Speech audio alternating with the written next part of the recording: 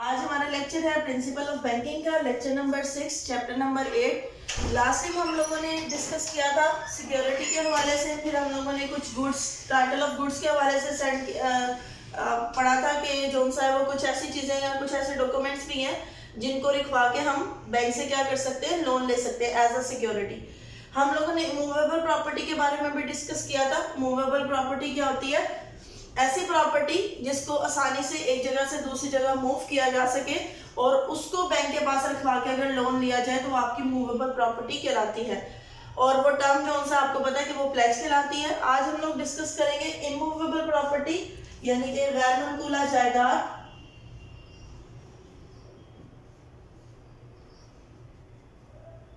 तो गैर मनकूला जायदाद या फिर इमूवेबल प्रॉपर्टी वो प्रॉपर्टी या वो एसेट होता है जिसको आसानी से फिजिकली एक जगह से दूसरी जगह मूव ना किया जा सकता हो, वो क्या कहलाता है? आपकी गैर मनकूला जायदाद कहलाती है। देखिएगा, the assets which can not be transferred physically from one place to another are known as immovable property. यानी कि ऐसे असासा जात जिनको आसानी से एक जगह से दूसरी जगह मुंतकिल ना किया जा सकता हो, वो आपके क्या कहलाते हैं? गैर मनकूला जायदाद कहलाती है। इसमें जैसे आपकी लैंड है, बिल्डिंग है, ये तमाम आपकी क्या कहलाती हैं? इमूवेबल प्रॉपर्टी कहलाती हैं। अब इसके कुछ फायदे होते हैं, कुछ नुकसान होते हैं और कुछ एहतियातें भी होती हैं। इसके फवायद देखिएगा क्या क्या है। Number 1 is reasonable margin. Means क्या होता है? आपको पता है प्रॉपर्टी की वैल्यू तकरीबन हर साल क्या होती है? इंक्रीज होती रहती है, डे बाय डे या according to time, situation, place, इसकी वैल्यू में इंक्रीज या डिक्रीज आ सकता है। तो इसका फायदा क्या होता है कि इसको इसके बदले में यानी कि आप इनके जो सा है वो प्रॉपर्टी के अगेंस्ट आप क्या कर सकते हो? लोन दे सकते हो बैंक के पास। अगर आप पोजेशन में दे देते हो अपनी प्रॉपर्टी और डॉक्यूमेंट्स भी, तो उस सूरत में आप क्या कर सकते हो? बैंक से लोन ले सकते हो। इसमें रीजनेबल प्रॉफिट होता है, यानी कि जो लोन का मार्जिन और जो प्राइस ऑफ एसेट का मार्जिन होता है वो ज्यादा होता है। इस वजह से बैंक के पास लॉस होने के चांसेस क्या होते हैं? सबसे कम होते हैं। उसके बाद सोर्स ऑफ इनकम। आपने सपोज करें एक घर जो सा है वो बैंक के पास सिक्योरिटी के तौर पे रखवा दिया। अब बैंक उस घर को क्या कर सकता है? इन्वेस्ट कर सकता है। आप टेन्योर सिस्टम के थ्रू वो रेंट पे दे सकता है, उसको और किस्म की फैक्ट्री के तौर पे किसी को रेंट पे दे सकता है, यूटिलाइज कर सकता है। यानी कि डिफरेंट मोड ऑफ इन्वेस्टमेंट के थ्रू वो अपनी सोर्स ऑफ इनकम यानी कि जरिया आमदनी क्या कर सकता है? बना सकता है उस प्रॉपर्टी को आसानी के साथ। सर्टेन रिकवरी, इसमें क्या होता है? फौरी तौर पे यकीनी पता होता है कि हम अगर बिल्डिंग को बेचेंगे तो हमारे पास पैसा आना ही आना है। इसमें किसी किस्म की कोई अनसर्टेनिटी, कोई एम्बिग्युइटी जो सा है वो नहीं होती शामिल। उसके बाद सेल ऑफ प्रॉपर्टी, जब चाहे मर्जी आप मार्केट में अपनी प्रॉपर्टी को क्या कर सकते हैं? सेल कर सकते हैं। इसमें किसी किस्म की कोई प्रॉब्लम्स नहीं आती। उसके बाद देखिए इंक्रीज इन प्राइसेस, जैसे कि ज्यादातर यही चांसेस होते हैं अगर कोई अदर फैक्टर शामिल ना हो तो यही चांसेस होते हैं कि ये इनकी जो प्राइसेस होती हैं, आपको पता है लैंड हो गया या बिल्डिंग हो गया, इनकी प्राइसेस डेप्रिशिएट होने की बजाय क्या होती हैं? एप्रिशिएट होती हैं। तो बैंक को इसमें जो सा है वो आप कह लें लॉस वगैरह के चांसेस क्या होते हैं? बहुत ज्यादा कम होते हैं। बैंक को जो सा है वो इसमें चांसेस नहीं होते कि बैंक को नुकसान हो सकता है। उसके बाद देखिएगा इसके नुकसान क्या क्या हो सकते हैं। डिटर्मिनेशन ऑफ प्राइस, बाज़ औक़ात हमें प्रॉपर्टी की कीमत का ही नहीं पता चलता।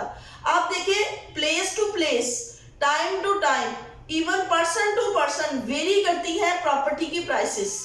अब यहाँ पे किसी इलाके में एक प्रॉपर्टी उसकी कीमत कुछ होगी, किसी दूसरे इलाके में उसकी कीमत कुछ होगी, बैकवर्ड एरियाज में चला जाए, आउटर द सिटी चले जाए, वहां पे प्राइसेस कुछ होंगी। तो बाज़ औक़ात हम प्रॉपर्ली कीमतों का तयन नहीं कर सकते कि क्या इसकी वैल्यू इंक्रीज होगी या फिर डिक्रीज होगी।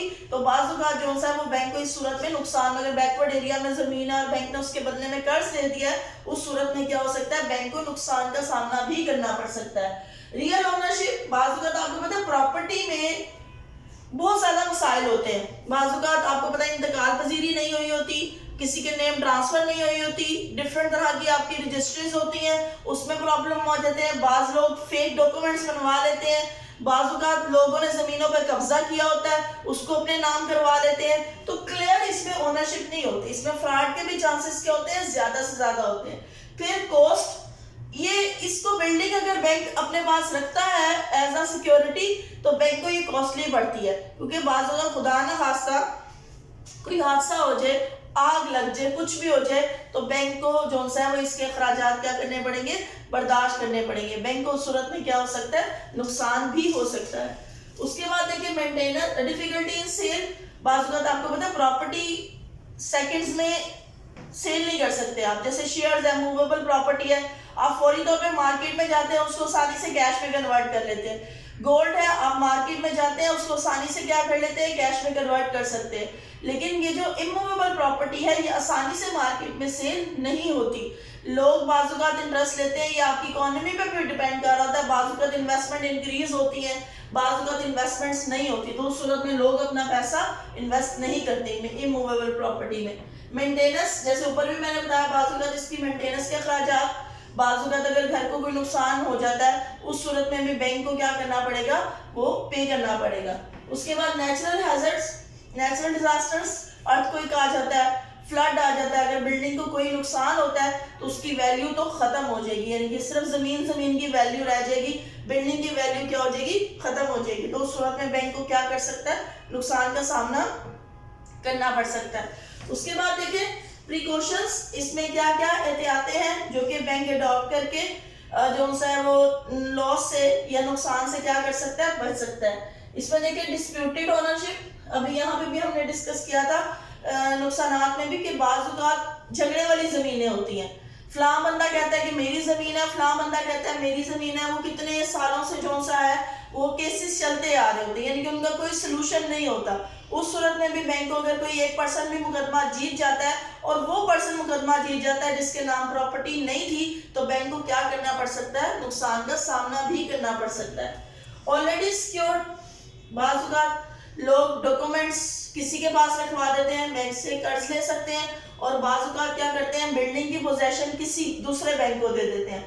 उस सूरत में भी बैंक को नुकसान का सामना करना पड़ सकता है। इसलिए बैंक को पहले से ही ईच एंड एवरीथिंग को इन्वेस्टिगेट कर लेना चाहिए, क्योंकि इसमें जो है वो इन्वेस्टिगेशन मोस्ट इंपॉर्टेंट है।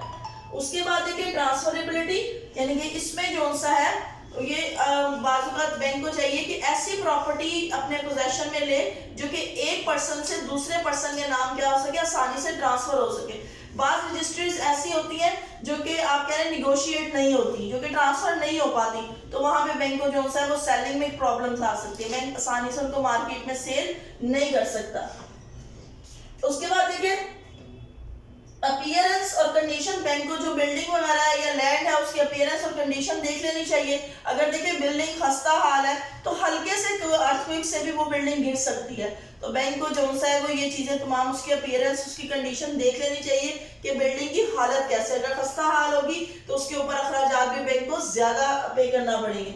मार्जिन, ये हमने स्टार्टिंग से ही पढ़ते हैं, काफी सारे टॉपिक्स हमने इससे रिलेटेड पढ़ लिए कि मार्जिन आप कहते हैं difference between loan amount and the security amount, उसका जो फर्क होता है वो मार्जिन कहलाता है। बैंक को वो चीज भी देख लेनी चाहिए। इन शॉर्ट आपकी प्रॉपर्टी बैंक को ये देख लेनी चाहिए ये चीज कि वो प्रॉपर्टी क्या हो, इंश्योर्ड हो, क्योंकि कल को अगर किसी किस्म का भी नुकसान होता है तो बैंक को उस नुकसान का सामना ना करना पड़े, बल्कि वो क्या हो जाए, इंश्योरेंस कंपनी से क्लेम हो जाए।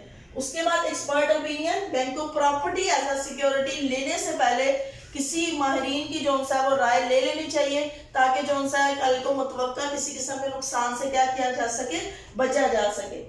तो मोस्टली बैंक जो सा है ना इमूवेबल प्रॉपर्टी के अगेंस्ट बहुत कम ऐसा होता है कि कर्ज देते हैं, बहुत कम बैंक ऐसे हैं जो कि ज्यादातर यही होता है कि मूवेबल प्रॉपर्टी लाइक जिसमें शेयर्स डिवेंचर्स आ जाए, गोल्ड वगैरह हो जाए, बैंक इसके बदले में ज्यादा कर्ज देते हैं।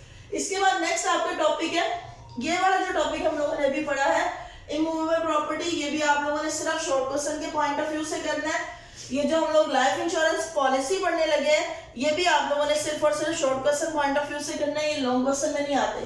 देखिए हमने मूवेबल प्रॉपर्टी भी पढ़ा, टाइटल ऑफ गुड्स भी पढ़ा, इन सब में तीनों चीजें कॉमन है, एडवांटेजेस भी तकरीबन, फिर डिसएडवांटेजेस भी, और थर्ड इसके जो है वो प्रिकॉशन तकरीबन सिमिलर है। अगर आप इसकी प्रॉपर्टी एक भी याद कर लेंगे तो ऑटोमेटिकली आपको सारे का आइडिया हो जाएगा कि क्या क्या फायदे हो सकते हैं, क्या क्या नुकसानात हो सकते हैं, और क्या क्या जो है वो बैंक एहतियातें करके किसी बड़े नुकसान से क्या कर सकता है, खुद को बचा सकता है। इसके बाद नेक्स्ट आते हैं लाइफ इंश्योरेंस पॉलिसी।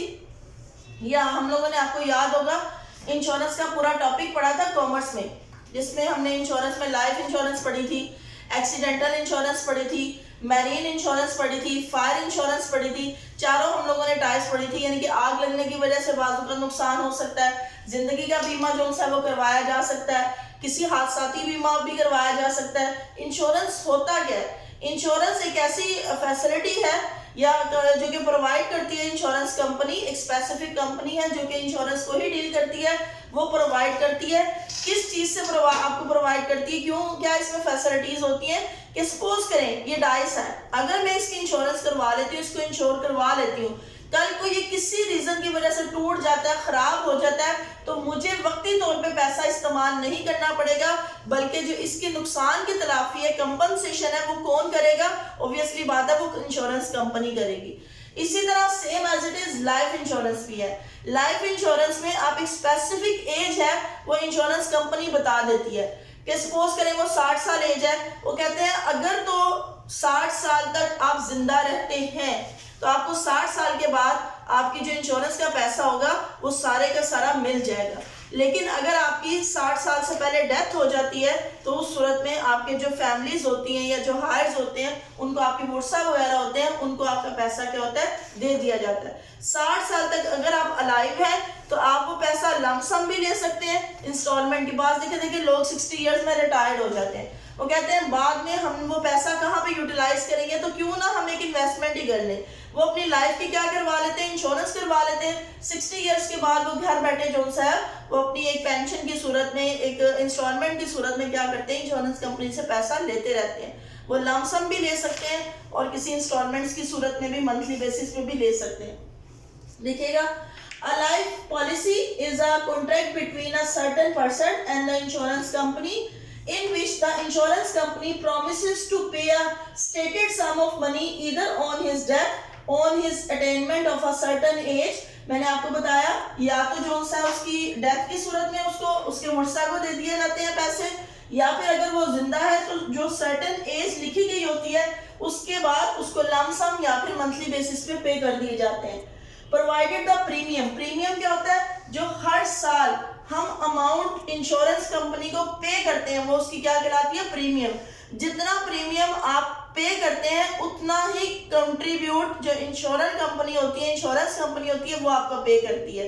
यानी कि आपको एक किस्म का बेनिफिट देती है इन्वेस्टमेंट का, जो आपने पैसा लगाया होता है उतना ही पैसा वो क्या करती है? आपको प्रोवाइड करती है। Is paid for the duration of a contract. आप प्रीमियम पे करते रहते हो, जब आपकी पॉलिसी मेच्योर हो जाती है उस सूरत में आपको क्या होता है? अगर आप अलाइव होंगे तो आपको पैसा मिल जाएगा, अगर आपकी उससे पहले डेथ हो जाती है तो आपकी फैमिली को या फिर आपके हार्ट्स को जो सा वो पैसा मिल जाता है। इसमें भी कुछ फायदे हैं, कुछ नुकसान हैं और कुछ क्या है? एहतियातें हैं।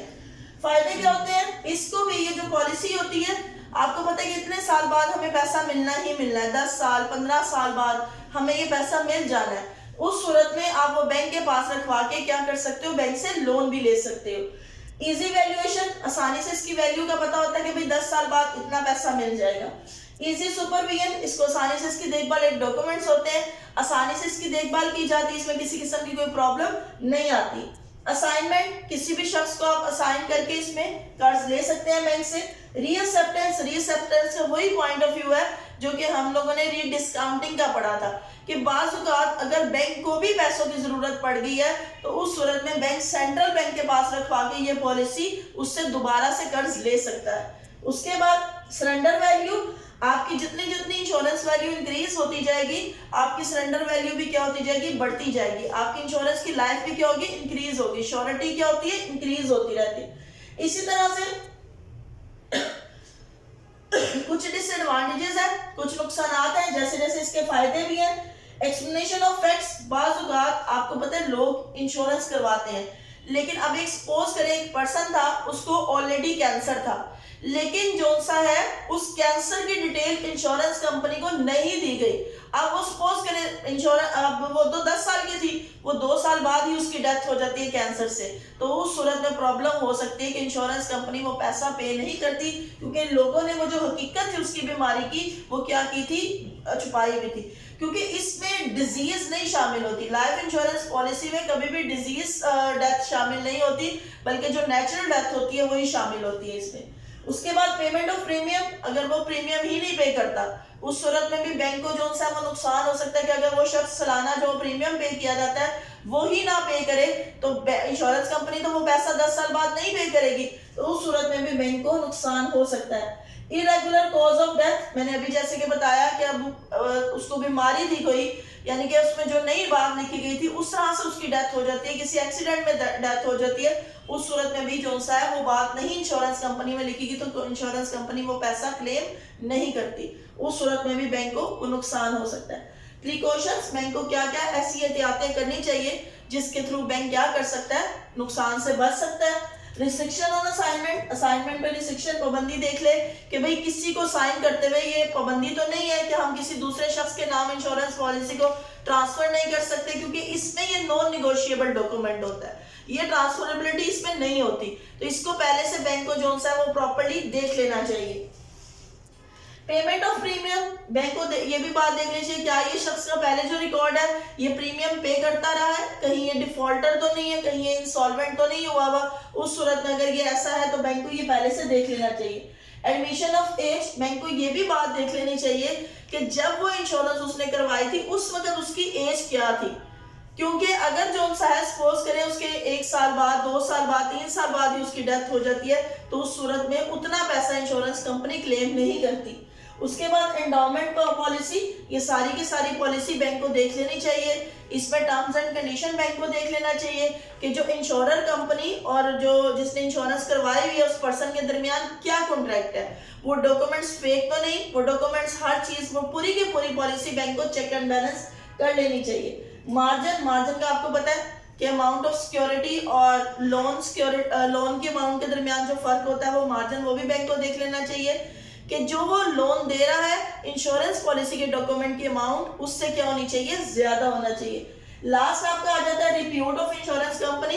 बाजुकात आपको पता है फेक इंश्योरेंस कंपनीज भी होती हैं, बाजुकात ऐसी कंपनीज भी होती हैं जिनकी मार्केट में रेपुटेशन बहुत अच्छी नहीं होती, कल को हो सकता है इन केस ऑफ डेथ या फिर उसकी एज मैच्योर होने के बाद भी वो कंपनी पैसा ही ना पे करे, कंपनी भी फ्रॉड हो सकती है, कंपनी भी जो सा है वो फ्रॉड कर सकती है, तो उस सूरत में आपको ये चेक कर लेना चाहिए बैंक को कि वो जो जिस कंपनी के पेपर्स है जिस कंपनी की इंश्योरेंस है क्या वो फेक तो नहीं है, क्या वो 100% जो सा है वो सही है, ये बैंक को पहले से। ये आज का आपका टॉपिक था, आपकी इमूवेबल प्रॉपर्टी को हमने जो सा है वो डिस्कस किया और हम लोगों ने सेकेंडली डिस्कस किया लाइफ इंश्योरेंस। फिर मैं कह रही हूँ कि ये दोनों आप लोगों ने short question point of view से ही करने हैं, आपने long question point of view से ये आपका टॉपिक नहीं है, ठीक है।